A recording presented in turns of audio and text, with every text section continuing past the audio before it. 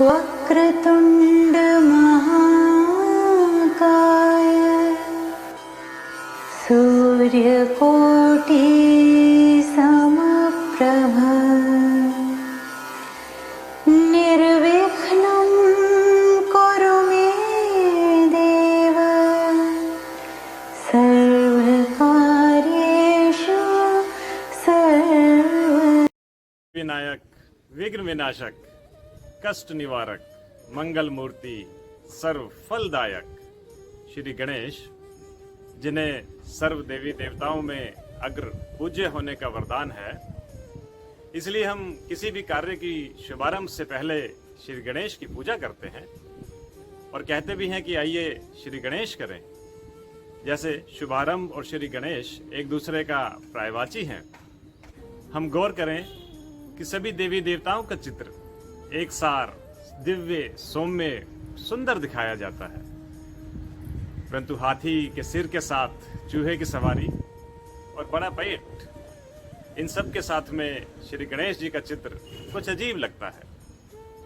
तो वास्तव में श्री गणेश जी के चित्र को देखने और पूजने मात्र से हम गणेश चतुर्थी का सही अर्थ नहीं समझ सकते, बल्कि उनके एक एक अंग के आध्यात्मिक अर्थ को समझने और अपने जीवन में अपनाने से हम गणेश चतुर्थी के आध्यात्मिक महत्व को समझ भी सकते हैं और उसका लाभ भी ले सकते हैं।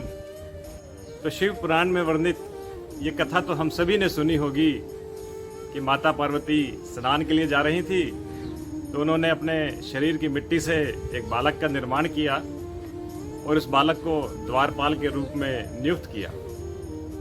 संयोगवश शंकर जी भी वर्षों की तपस्या के बाद वहां पहुंचे और महल में प्रवेश करने लगे। चूंकि बालक द्वारपाल के रूप में नियुक्त था, तो उन्होंने शंकर जी को प्रवेश करने से रोका। इस पर उन्हें बड़ा क्रोध आया, तो शिव गणों और बाल गणेश के बीच में भयंकर युद्ध हुआ, परंतु इस महासंग्राम में वो बालक को हरा ना पाए। इससे क्रोधित होकर महादेव ने अपने त्रिशूल से बाल गणेश का सिर काट दिया। अब क्रोधित होने की बारी माता पार्वती की थी। जैसे ही उन्हें पता चला कि उनके बालक का सिर काट दिया गया है, तो उन्होंने सृष्टि के विनाश का संकल्प ले लिया। अब बारी समस्त देवी देवताओं की थी। उन्होंने माता पार्वती को समझाने का प्रयत्न किया, उन्हें शांत करने का प्रयत्न किया। तो महादेव को जब पता चला ये उन्हीं का ही पुत्र है जिनका गला उन्होंने काट दिया है, तो उन्होंने वचन दिया कि उत्तर दिशा से जो भी प्राणी पहले आएगा उसका सिर इसके धड़ पर लगा दिया जाएगा। अब देखिए विधि का विधान, सामने से गजराज आए, वचन दिया जा चुका था कि जो भी पहले आएगा उसका सिर लगाया जाएगा बाल गणेश के धड़ पर। तो हाथी का सिर बालक के धड़ पर लगाकर उसे पुनर्जीवित किया गया। इससे माता पार्वती प्रसन्न हुई। उन्होंने उस गजमुख बालक को हृदय से लगाया और सर्व देवी देवताओं में अग्रणी होने का वरदान दिया। ब्रह्मा विष्णु महेश ने भी उन्हें अग्र पूज्य होने का वरदान दिया। स्वयं महादेव ने भी उन्हें गणों का अध्यक्ष यानी गणेश नाम देकर विघ्न विनाशक होने का वरदान दिया। तो इस कथा को तो हम वर्षों वर्षों से सुनते आए, परंतु क्या कभी हमने गौर किया कि ये कथा हमें सिखाती क्या है?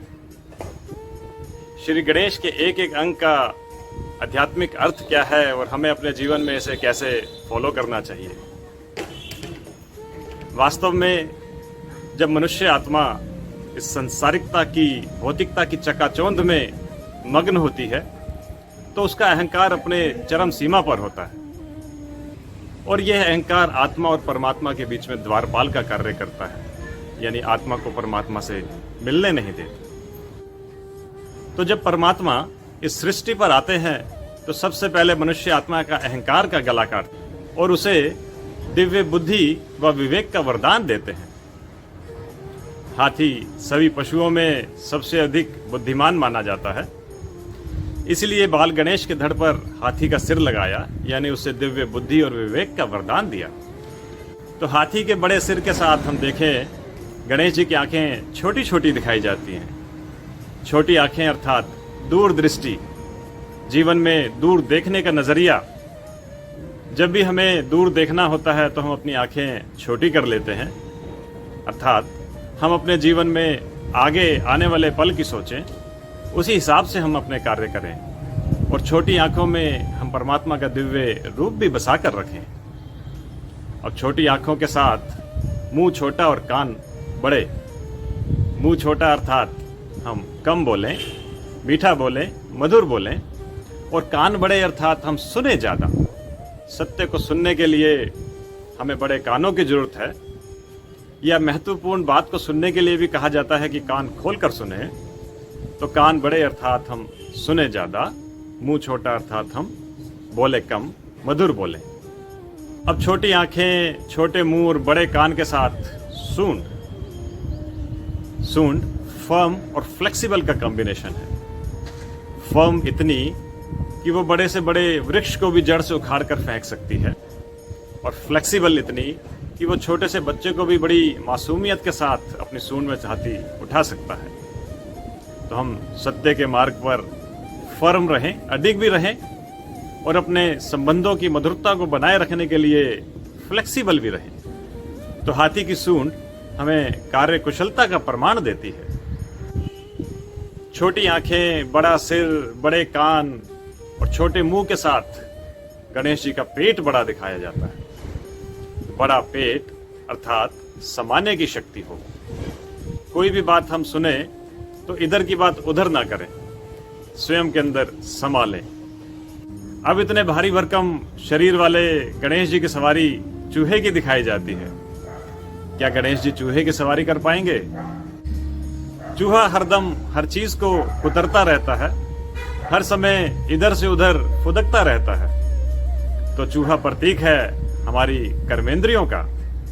हमारी कर्मेंद्रियां भी हमारे नियंत्रण में नहीं रहती, हर समय इधर से उधर कुछ ना कुछ सोचती रहती हैं, करती रहती हैं। तो चूहा गणेश जी के पैरों में दिखाया जाता है, अर्थात गणेश जी का नियंत्रण है उस चूहे पर। तो हमारी कर्मेंद्रियां भी हमारे नियंत्रण में रहें, हमारे वश में रहें। हम क्या बोलते हैं, कैसे बोलते हैं, क्या सोचते हैं, क्या देखते हैं, ये सब हमारे नियंत्रण में हो। गणेश जी के 4 हाथों में 4 अलंकार भी दिखाए जाते हैं। एक हाथ में कमल का फूल। कमल जैसे कीचड़ में रहकर भी न्यारा और प्यारा रहता है, इसी प्रकार हमें भी इस संसार में रहते हुए भी इस संसार से न्यारे और प्यारे रहना है। गणेश जी के दूसरे हाथ में कुल्हाड़ी दिखाई जाती है। तो ज्ञान और विवेक की बुद्धि जो हमें मिली परमात्मा के द्वारा, उससे हम जीवन में आने वाले विघ्नों को, समस्याओं को कुल्हाड़ी से समाप्त करते चलें। गणेश जी के तीसरे हाथ में मोदक दिखाया जाता है। मोदक संगठन, एकता और मिठास का प्रतीक है। बूंदी के एक एक दाने आपस में जुड़कर मोदक का आकार बनते हैं। तो इसी प्रकार हम भी अपने संबंधों में, अपने समाज में एक दूसरे से मिलकर संगठन में रहें। और मोदक मीठा भी बहुत होता है, तो हम भी अपने मुख से मधुर बोलें, मधुर व्यवहार करें, दूसरों को खुशी दें। गणेश जी का चौथा हाथ वरदानी हाथ दिखाया जाता है, सदा देने वाला हाथ। हम देखें कि हमारे जीवन में हम सदा चाहिए चाहिए वाला हाथ रखते हैं या सदा देने वाला हाथ रखते हैं। इन सब के साथ गणेश जी की 2 पत्नियां भी दिखाई जाती हैं, रिद्धि और सिद्धि। अर्थात जब हम जीवन में विवेक और दिव्य ज्ञान धारण कर लेंगे, दूरदृष्टि व दिव्य दृष्टि धारण कर लेंगे, कम बोलना और ज्यादा सुनना धारण कर लेंगे, तो हमारे जीवन में रिद्धि और सिद्धि अर्थात प्रोस्पेरिटी और सक्सेस स्वतः आ जाएगी। तो इसी प्रकार गणेश जी के अंगों का आध्यात्मिक अर्थ समझते हुए, अपने जीवन में उसे अपनाते हुए हम गणेश चतुर्थी को सही ढंग से अपने जीवन में फॉलो करें। हम गणेश जी का व्रत रखें, खुशियां मनाएं, परंतु वास्तविकता से जुड़े रहें। Thank you. ओम शांति। निर्विघ्नं कुरु मे देव, सर्वकार्येषु सर्वदा।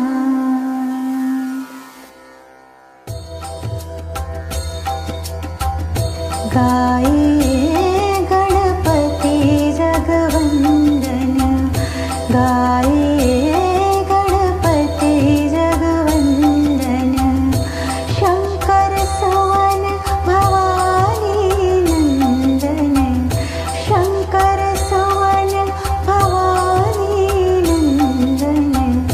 गाये गणपति जगवंदन, गाये गणपति जगवंदन।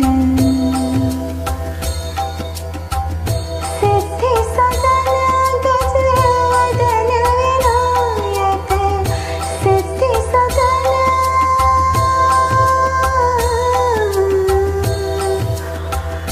सिद्धि सदन गजवदन विनायक। कृपा सिंधु सुंदर सबलायक, कृपा सिंधु सुंदर सबलायक। शंकर सुवन भवानी नंदन, शंकर सुवन भवानी नंदन। गाये गणपति जगवंदन, गाये गणपति जगवंदन।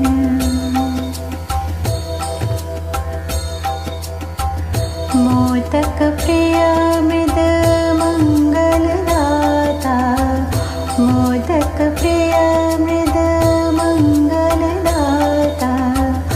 मोदक प्रिय मृद मंगलदाता। विद्यावारिधि बुद्धि विधाता, विद्यावारिधि बुद्धि विधाता। शंकर सुवन भवानी नंदन, गाये गणपति जगवंदन। मांगत तुलसीदास कर जोरे, मांगत तुलसीदास कर जोरे, मांगत तुलसीदास कर जोरे। बस ही राम सिय मानस मोरे, बस ही राम सिय मानस मोरे।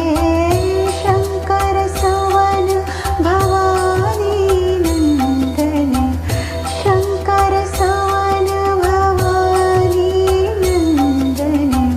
गाये